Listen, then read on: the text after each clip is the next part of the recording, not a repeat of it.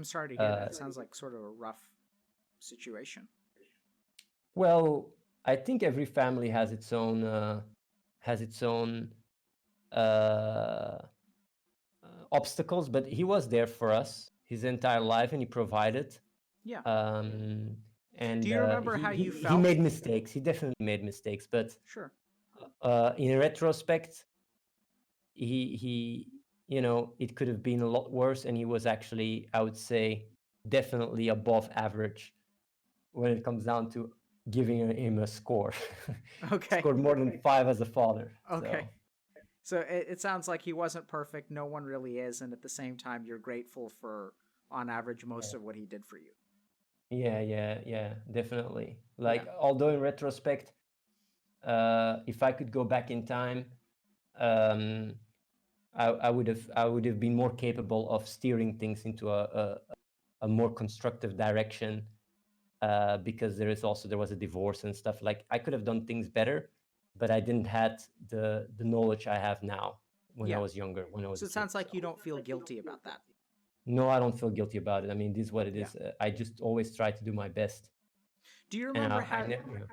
Do you remember? So you sort of like rare, but you painted a sort of a vivid image of like you playing Legos in the corner while your dad was maybe yelling at your brother. Do you remember how you felt when that was going on when you were a kid?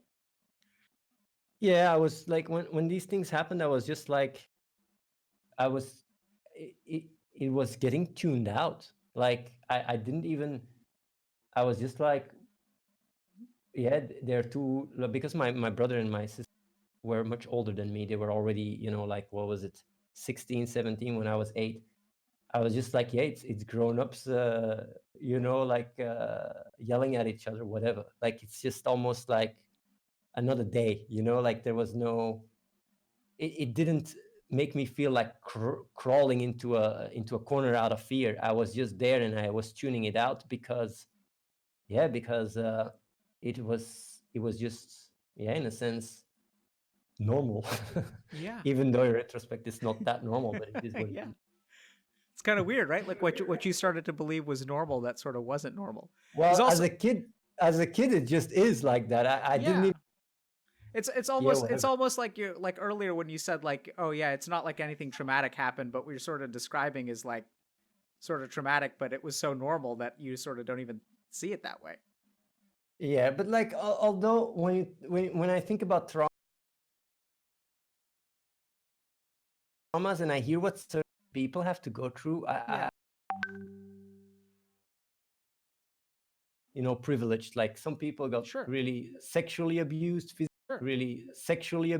physically abused, Mhm. and really, like, like, Yeah, emotionally I mean abused. that makes sense, right? I think like you're kind of saying that other people in the world, and I'm sort of seeing, pardon me because this is just kind of how my mind works, but something of a theme. Like it's almost like when you grew up, that things were sort of. It almost sounds like a little bit unfair in terms of you know your dad sort of never picked on you because you were a good kid, and that maybe he was doing other things, like not, he wasn't like sexually abusive or anything like that. And you've said very clear, I'm not trying to paint your dad out to be a bad guy, because you Yeah. stated very clearly that on average he was better than most, and you're grateful for what he provided. I'm not disputing that or trying to trap you or anything. At the same time, I do think it's kind of interesting, because I'm just trying to put myself, and I'm going to talk about me, or I'm going to use an analogy or use an abstract version. I'm trying to kind of put myself in the shoes of someone who grows up in a household where their dad is demeaning and verbally abusive, and how it would be strange for someone to kind of grow up in that sort of household if they're never the target. And oddly enough, I could sort of see how that could lead to this kind of fundamental realization, especially if that kid was super analytical, that the world is fundamentally like an unfair place. And even though I have it better than other people, it's really unfortunate that other people have it worse. And that I wish things weren't like that. And I think that things should be more equal. Well, yeah, basically what you're trying to get at is, where does my motivation come from doing good in the world? Yeah, I mean, I'm saying that the circumstance that you're offering I would say, seems like, to fit with the motivation that you have. But I wouldn't say that such a fundamental motivation comes from such a simplistic place. Yes, indeed. Like that's exactly what I wanted to answer. Like Yeah, the biggest source of the biggest source of doing what I'm doing is just the hard reality. Like um, and the sure. experience of going through it, I have not even done that. I mean, I didn't get I didn't grow up in a war zone. I never starved, and I've never like what I also, this is actually something that's going to sound a bit weird, but it's a thought experiment I've done so much when I was younger. And it's going to sound a bit weird, but it's going to give you a better idea. That's why I'm bringing it up. Like for me, the time and the place you're born is all just random. Like I could have born in during World War II. I could have been born. I could have been born a Jew, and I could have been, brought to the concentration camps. And if that would have happened, and that did happen to many people, and if it would have happened to me, and I would see my entire family, basically getting killed, and me then being forced to do, hard labor with a gun pointed at my head. If I'm capable in that scenario, right, to do more good in the world than if I am doing right now, then in a sense, I'd be a better person in that situation. And I cannot accept that. I cannot accept that fact. And that's a big reason why my bar is quite, when I said earlier my bar is hard, my bar is quite high, because I know if I was in that reality, that's what I would be doing. I mean, like I would literally be working 16 hours a day as a slave while I lost my family, and not even being able to properly, like say goodbye or anything, which is much more cruel. And if I could change at that moment, if I would be given the choice to live my life like I'm living now rather than that life, I would do it in a heartbeat. And I want to be able to do better than that version. And as crazy as it sounds, because I give this example a lot on the stream, it is a fact. Like if I was born then, and not even that, if tomorrow there is, Athene, anarchy or whatever. it sounds to me like you're just sort of like really. It's such a strange thing that you're kind of saying, because what I'm picking up from you, I wouldn't be surprised if you don't sort of get that you're not trying to convey this, but it's sort of weird. I mean, you're talking about almost like that what you're doing in this world is insignificant, and that you could be doing so much more. No, what I'm doing right now is very significant, because I'm putting the effort to do so. Okay. Like what I've achieved so far is really a lot. Like, to give you a few examples, just to give you an idea, I raised more than 25 million for children in need, making me one of the biggest philanthropists on the internet in a very effective manner, effective programs that I've even visited. I visited Ebola hit country to raise awareness.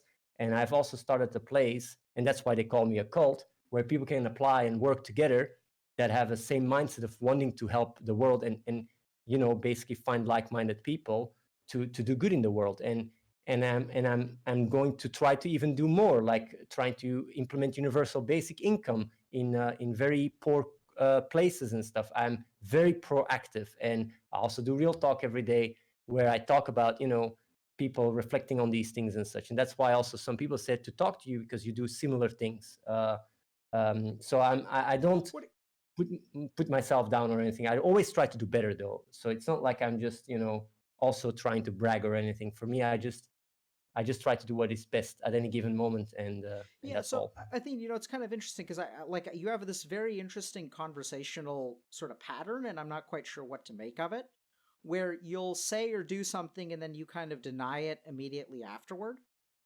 And Like what? like, so for example, like you, you just talked about all of your accomplishments, and then like immediately afterward, like, is the first time you said I don't brag.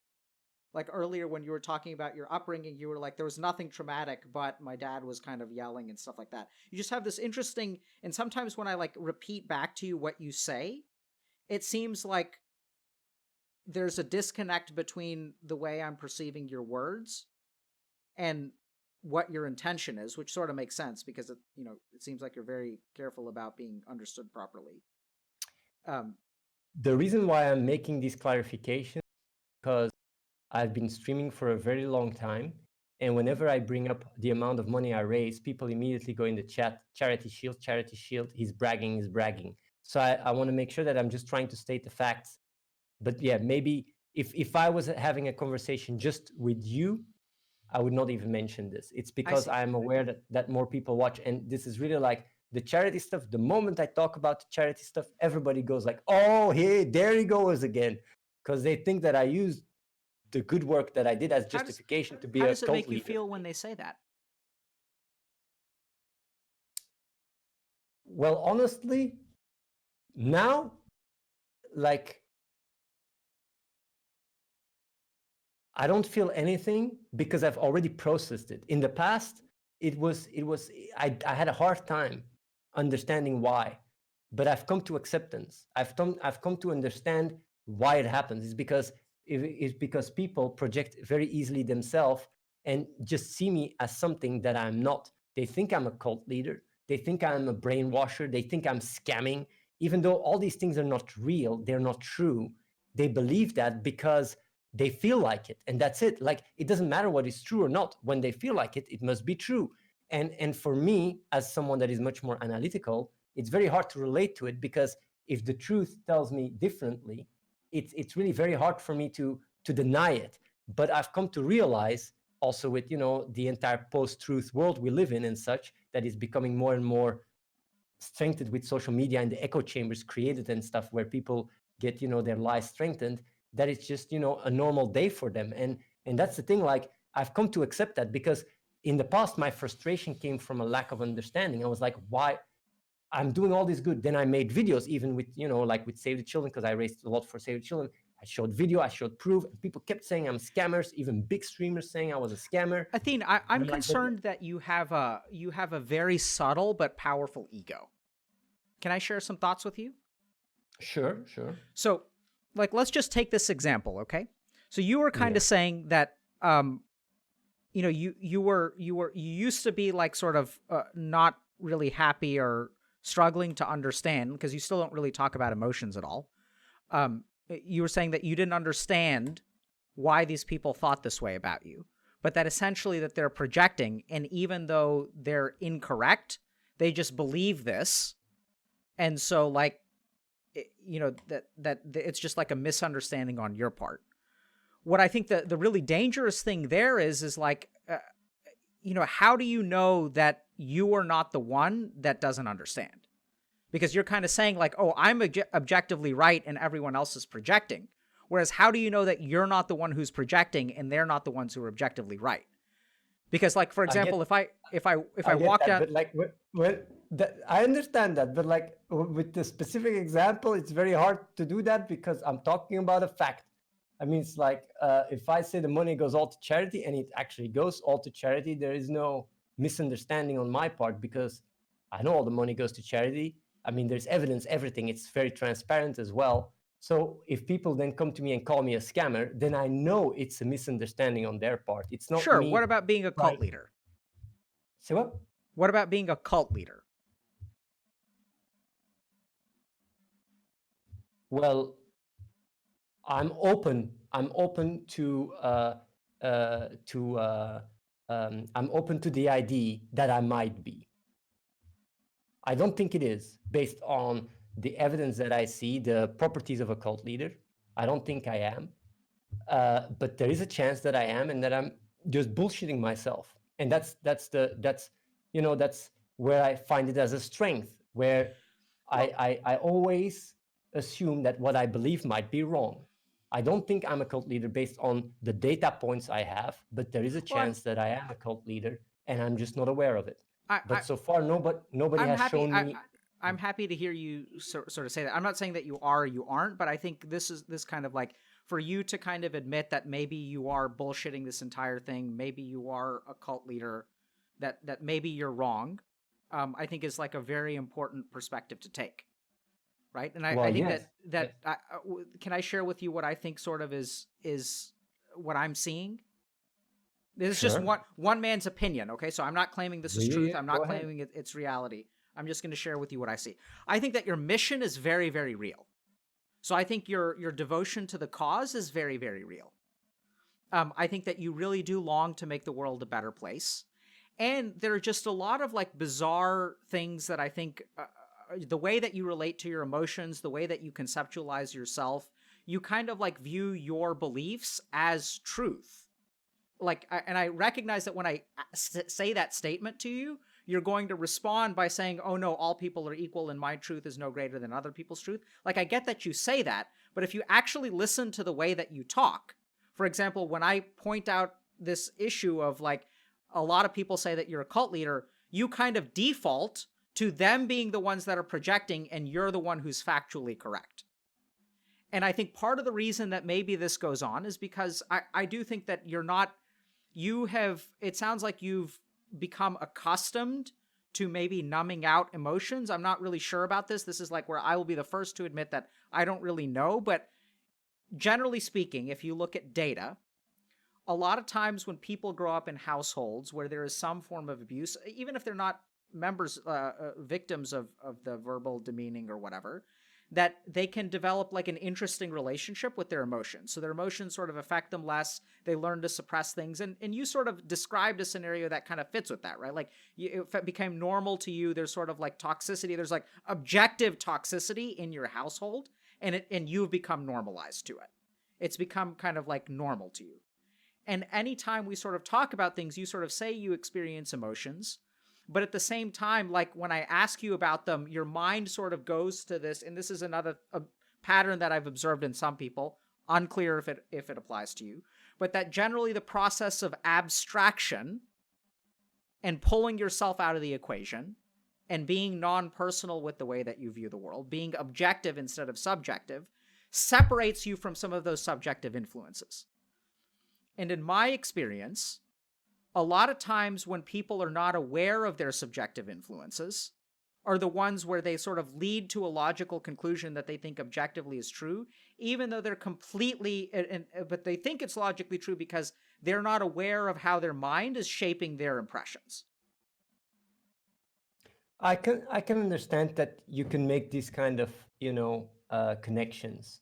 I do have to say though, that when it comes down to emotions and emotional intelligence, I would say that I thrive even more in that regards than when it's about cognitive intelligence. It is because I understand my emotions so well, and I've had always a very, honest conversation about how I feel towards myself and trying to understand them, that I managed to get to a point where I am now. Because if it was suppressing mechanics that I would be using in order to achieve what I've achieved, I would have already had a nervous breakdown. I wouldn't have gotten where I am. I'm very stable and very fulfilled and satisfied as a person. Mm-hmm. And when certain strong emotional events happens, like for example, my father passing away, like I process them and I cry and I feel the emotions and I try to understand and make sense of it. And I go through the grieving process just like anyone else. But because I have such an honest relationship with myself, it goes very fast. Like it goes much faster than with my siblings, for example, even though it's, it's of course unfortunate. And what I'm just trying to explain is like this sense of separation that you're talking about, like that even is a very big trait of narcissism as well. Do you think you're narcissistic? No, I don't think so. Okay. I don't think so at all. I wouldn't deem everybody equal if I was a narcissist. I would feel myself being better than others. I wouldn't work so hard as well to help other people if I would be narcissist, because why? I'm better than them. Like, so that's kind of interesting because I think this is once again like something that I'm having trouble understanding, and I think I'm gonna have to wrap up in a few minutes. So I'll give you, I'm just kind of letting you know. But so I'll just give you an example, right? So like you make these abstract philosophical statements, like I believe all people are equal. But if we actually pay attention to what you say, you frequently compare yourself. For example, you just talked about how you process emotions more fully and more rapidly than your siblings after your dad passes away. And that's a pattern throughout this conversation. You say all people are equal, but by the way, in this particular example, I'm objectively better at processing emotions than other people. Like you use those kinds of examples all the time that sort of say, oh, other people have a narrow reality and I have a planet-wide reality. The thing is, though, equality does not mean that you can have certain traits that are, factually more more Sure. advanced than others. I mean, So like do you think that equality narcissists? is on a fundamental level. We are all equal as human beings, but Sure. equality automatically brings about that certain people that can contribute more than others, for example, that that aspect also has to be part of the equation, and that's the practical reality of equality. The practical reality of Athene, equality. Yeah, I have one last question. Sorry, I keep interrupting you. yeah. I apologize No, if it's I'm fine. being It's rude. fine. It's Do you think that narcissists believe that? And I don't know if you're a narcissist or not. So this isn't some kind of veiled attack. I'm genuinely curious. Because I have a follow up question. Do you think that narcissists believe that they're objectively better in some ways than other people? I think Like so. narcissists glorify themselves. Yeah, so I think you have a very interesting kind of ego. So I think you have the ego of having no ego. So when I was studying in India, one of my teachers once told me that there are two kinds of ego, and one is very subtle, and it's something that you see in people who are highly spiritual. One is the standard ego, which is kind of like narcissism, and one is the ego of having no ego. It's saying, oh, look at how everyone else glorifies themselves, but look at how I don't glorify myself at all. Like other people glorify themselves, but I don't. So there's sort of like a subtle ego of look at how egotistical everyone else is. Look at how everyone else projects, but I don't project. I'm not egotistical. I'm objective. I'm humble. I'm devoted to the cause. I'm pure. I know that you almost have to go, and that's why I want to respond to this Sure, please. I do think that a lot of the conversation that we've had, um, like, comes from you trying to see yourself in me. And a lot of it is projection, where you go through life in a more self-centered manner and you try to find that framework in me. While, so for example, for the ego and these things, where parts in your life where you struggled with it a lot, while for me, all these things are very irrelevant. Like, I just go through life, I wake up, I do what I gotta do, and I go to bed. It's very simple. Yeah. And all these concepts and this, this like, oh, my experience or my past or stuff is irrelevant to me. It's like, and it's truly is like, if you get to know me or you see me, you would really be a little bit confused, like, oh, why doesn't he care about these things? And No, it is because I was confused up until this moment, but yeah, go ahead. but I yeah, think your what I'm explanation just is trying very to say helpful. is like a lot of your analysis is filling the gaps with your own experience, which then automatically portrays something where you try to see, you try to conceptualize and see me as a, from that angle, while I just live my life and accept things for what they are. And when I experience discomfort, I just take it and I just, go about my day, and that's it. Like, there is no focus on the self development or any of that, because at the end of the day, we are Yeah. what we are, and all these things are not that, are not that relevant. When you want to eat, you got to eat, and when you got to get water, you get water. Things are actually very simple when you strip away all this noise. And that's the way I live my life. And there is very little to it. Like, it's actually quite simple. I'm Yeah. just saying, like, I think a lot of the analyzing that you're doing is coming from your perspective and trying to understand me through your world, which Yeah. is yeah which is which is not as easy when I go about life in a way where a lot of this identity structure and construct just doesn't really exist, Yeah. because I know it's not real. So yeah, Sure. So I thank you for I explaining would that. say So this in a positive way, and this is not I criticism. I didn't think it was a criticism at all. Or I mean, Okay. are you getting the sense that I'm very glad. So I've been very transparent with you about what I think could be going on. So for example, I said like I think you have this other kind of ego called the ego of having no ego. I think that could be Yeah. going on because I can't really know you after talking an hour and a half, right? So Yeah. I think Athene, the way I'm approaching this conversation is by transparently sharing my impressions so that you can explain to me your perspective on it. Yes. Right? And so you've just explained to me that you think that when I toss something like that out at you, that it is a projection from my end. And in my experience, yeah, there's go many ahead. parts in the conversation, but yeah. I agree. I'm simplifying things. I'm losing some nuance.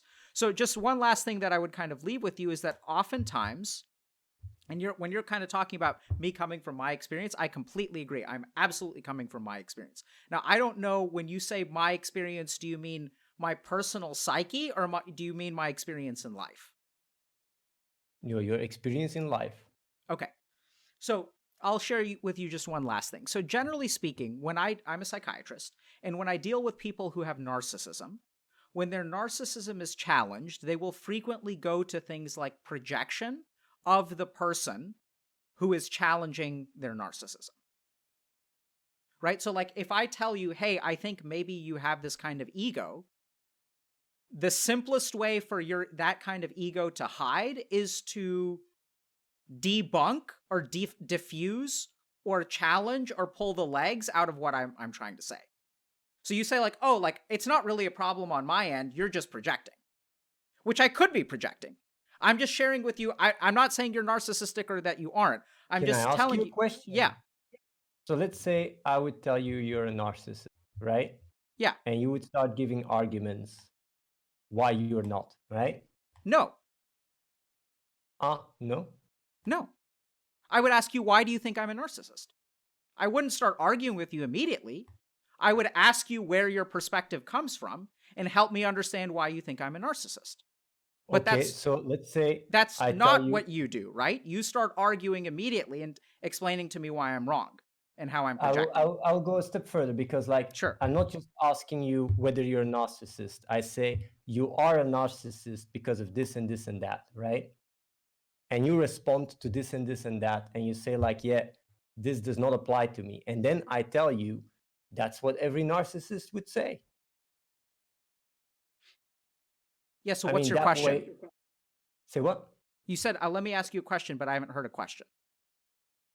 Well, that's the question. But that's not a question. Well, like what is your response to this? Because it's like basically a catch-22 at that point. It's no, it's not, because there's a problem with the assumption, right? So you said if I call you a narcissist, and then you said, and then I say I give you evidence, and then you respond to that evidence. If you counter that evidence, and then I say, but you're projecting, I wouldn't do that. I wouldn't do that. Middle step between me and you is different. So when you say, if you call me a narcissist, I'm not going to respond to your evidence with evidence of my own. I'm going to stop and ask you why you believe that, and help me, and I'm going to understand where you're coming from and why you believe that about me. So that's the difference. So if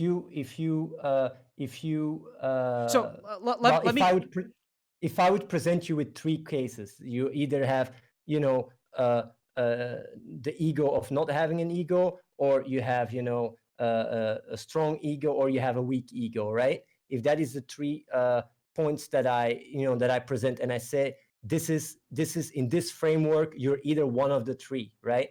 And I'm saying like, oh no, that is based on your experience, that you have these three properties, and you don't see it wider, then I am the one giving an argument, because it's very directly connected to the reason why you said I wasn't potentially a narcissist or have ego. Like I'm telling you, the reason why you only have these three options in your explanation is because you're projecting your experience. Because if you would have a wider experience, you would have more versions than just these three. Well, so you're making a couple of big assumptions. So I do have other options in my tool belt. I just simply don't think that they apply to you. Right? So I'm not talking to you about things that I don't think apply to you. Then I misunderstood that. I thought you were talking about these three specific. I'm sharing, when I say, here's what I think could apply to you, Athene, I'm talking about the things that apply to you, not all of the possibilities. You were talking about your experience in India, where you were talking to your teacher and he was mentioning these three things. So it was not in direct correlation with me. It was based on your own experience. That's why I brought it up. Yeah.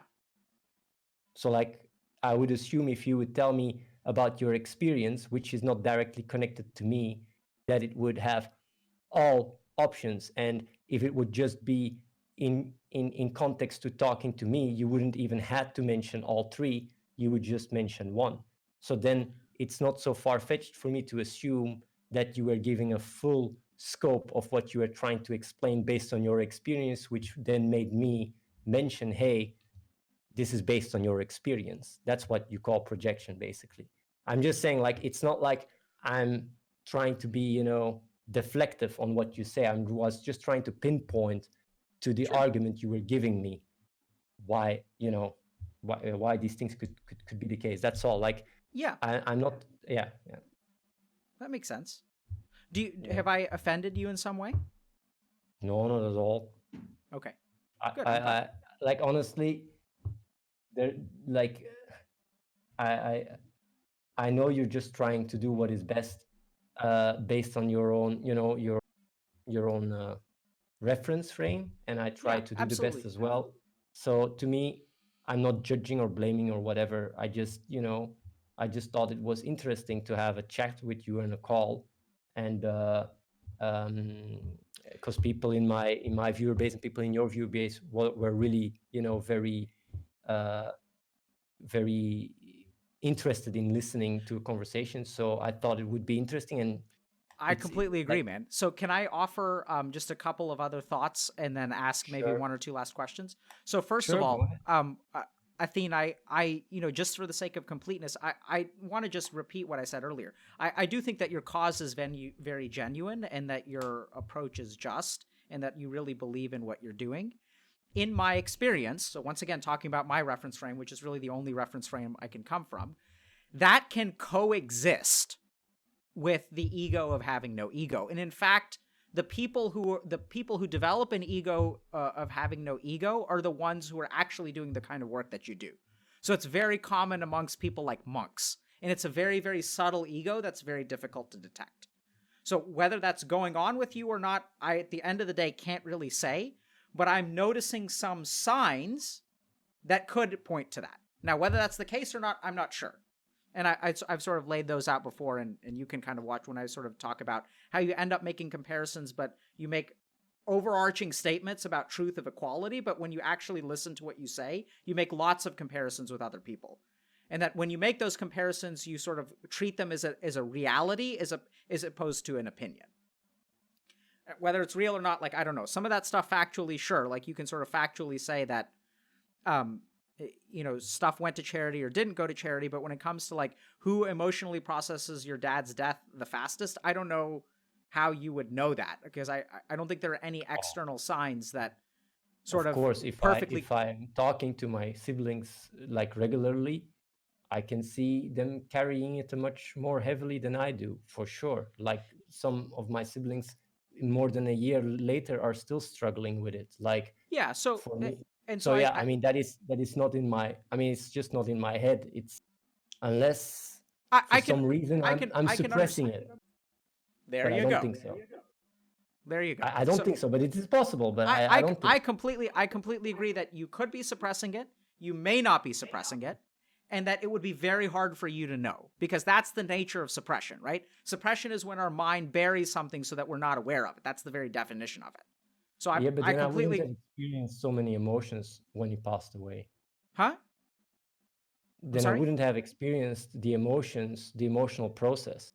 No, because I don't think initially, when it happened, I was the person to accept it the quickest. Like, some people didn't, like, some of my siblings didn't even accept that he passed away.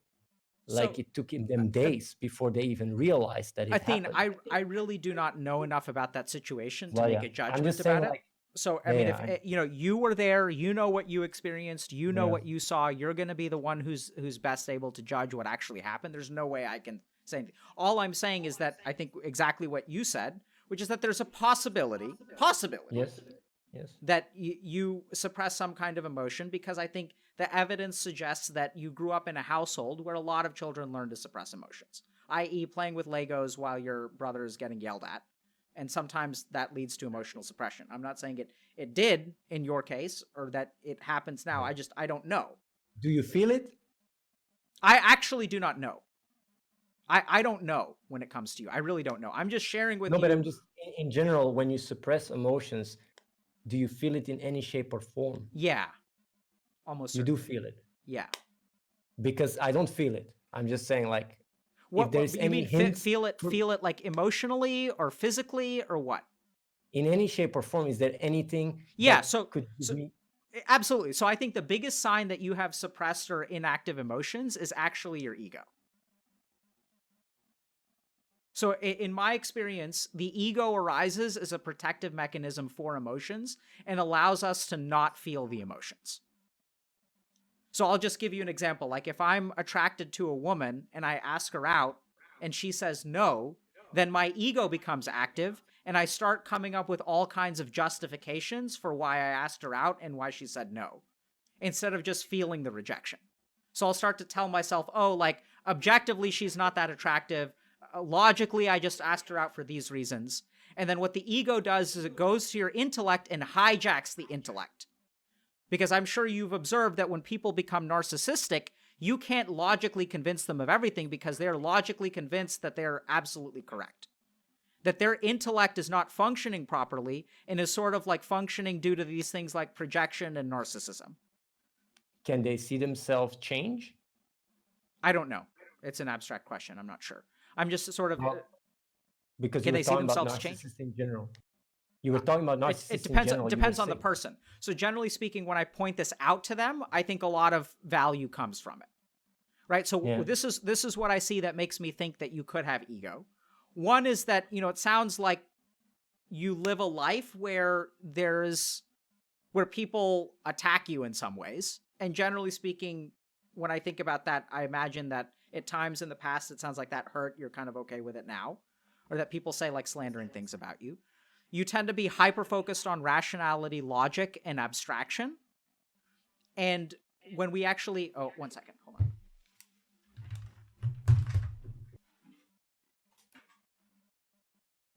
Hello? Hey, can I just wrap up? Okay, bye. I'm sorry that it takes so long. Yeah. Sorry, I gotta get going. Yeah. But that I sort of see you fitting this pattern. Whether it applies to you or not, I'm not sure. But that generally speaking, a hyper-rationality with abstraction and a lot of comparative statements without believing you're making comparative statements or that your comparisons are objectively correct, whereas other people's opinions are just opinions or projections, speaks to me of the presence of ego. Whether that's true or not, I don't know. I mean, I think the reason I'm sharing this with you is because I respect you and I think you should reflect on it, which is exactly what I think you're doing and what you will do. And I think that's awesome that you're doing that. And I have one last question for you. So do you want to collaborate? That was the goal of this conversation for you, right? So let me ask you.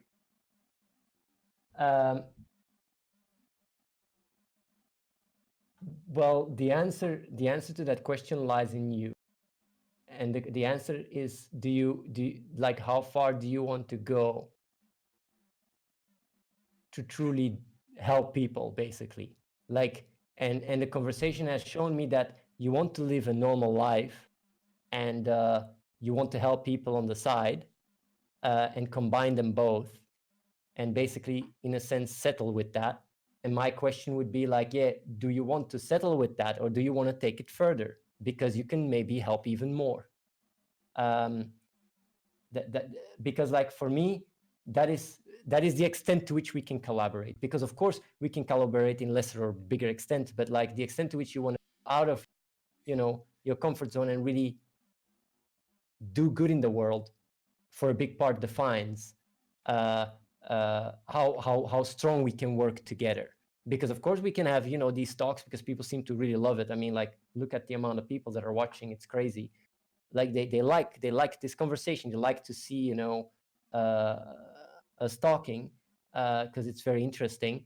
So in that regards, that on itself could be interesting because I like to talk to you. It's not like talking with Destiny, where it's really very, very, very sensational and yelling and all that stuff. This is much more chill, and people seem to like that. And it's hard to even find an interest for these type of conversations. So in that regards, I think we can definitely collaborate when it comes down to practical action and, you know, like charity work and stuff. It's something, you know, we could explore in the future. So I would say, Okay. I wouldn't drop a no, and I wouldn't drop a yes. I think we can, you know, we can definitely have a follow-up conversation if that's something you feel like doing. And I will definitely reflect on things you said, and you can also do so if you think there was anything worthwhile. Oh, I think there was a on. ton that was worthwhile. Yeah. So yeah, like and your viewers, if they find it worthwhile, because I also understand if, you know, it's not something for them, that I'm not going to, you know, be this this guest that they just go like, oh, okay, again this some of this. And yeah, maybe we can also, you know, like in the future spice it up, because I've been very I have been very, yeah, like we've been very, what do you call it, surface. It was a very surface conversation, and I do think if we go deeper, things will become even more interesting, because it helps people to understand intent and such, and help You mean deeper people, you know. philosophically? Say again? You mean deeper philosophically? No, I mean deeper psychologically, really to the foundation of what drives us to do what we do and why we do it, and analyzing it in a way that people can very easily relate to. Because comfort, for example, is a word everybody can relate to. It's very easy to wrap your head around. Like, oh yeah, Sure. I'm trying to, you know, settle and find comfort in what I'm doing. It's easy to get, like, people that procrastinate, people, you know, that don't procrastinate. It's very common ground. Yeah. And basically being able to simplify everything we talk about, that sometimes can look complex on the surface. Like, I mean, this conversation, it sometimes was really all like a little bit all over the place at times. Athene, dude, Becomes much more. I Yeah, really gotta go because I literally have a car that's waiting outside with my kids. I So understand. it's But been a yeah, like blast. if you're interested, we can definitely have another call. And yeah, like for me, it was interesting. I like to have this chat. Do you Yeah. want to collaborate more in the future? I have no idea what that means because you speak in such philosophical and broad terms that I Like don't if even it know. would be, if it would be having more of these kind of conversations, for example, on the stream. Yeah. Okay. Hold on 1 second. I really got to go. I'm gonna say the same thing you said, which is maybe not a yes and not a no. Okay. I just That's have to good. think about whether this is aligned with the kind of work that I'm trying to do. Like, I it's, understand. hey, what's up? Yes, I understand. I understand. Okay. Okay. I'm coming. Love you. Yeah, I'll Love let you you. too, Athene. Okay. I had to hang up on the dude because I really got to run. My kids are going insane. It's cold outside. Okay. So let me just stop real quick. Okay. Wow. Talk about, I got to go. But I hope that wasn't rude to Athene. I will apologize to him later. Anyway, guys, I thought that was interesting. You know, we'll see. I don't know if you guys are, you know, if that was, I don't know how much of that was voyeuristic for y'all, but it really wasn't voyeuristic for me. I mean, I'm not trying to upset him or anything. But yeah, so thank you guys for coming. We're going to stream on Sunday from 6 to 8. And we're going to do like more Q&A and stuff. But I really just like literally have to run out of the room. But love you guys. Thank you for everyone who showed up. And yeah, have a nice evening. I think that he was not truly seeking first to understand at all.